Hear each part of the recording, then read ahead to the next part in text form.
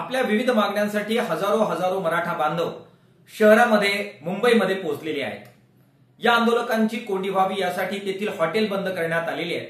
पिण्याचं पाणी सुद्धा त्यांना मिळणार नाही अशा प्रकारचे डावपेच करण्यात येत आहेत, अशा बातम्या समोर येत आहेत। एकीकडे लोकशाही मार्गाने आंदोलन करण्याचा सर्वांना अधिकार आहे अशी भूमिका घ्यायची आणि दुसरीकडे मात्र आंदोलन करणाऱ्या आंदोलकांची अन्न आणि पाण्या वाचून कोंडी करण्याचे प्रयत्न करायचे ही लोकशाही विरोधी कृती आहेच, शिवाय मानवतेला सुद्धा काळिमा फासणारी अशा प्रकारची ही कृती आहे। ज्यावेळी अशाच प्रकारे हजारो शेतकरी बांधव किसान सभेच्या नेतृत्वाखाली पायी चालत नाशिक वरून मुंबईला पोहोचले, त्यावेळी ठाणे आणि मुंबईच्या शहरवासियांनी पुढे येत आपल्या घासातला घास आपल्या ह्या शेतकरी भावांना, बहिणींना आणि मायबापांना देत मानवतेचं उत्तुंग दर्शन घडवलेलं होतं। मागण्यांच्या बद्दल यावेळी वेगळी मतं असली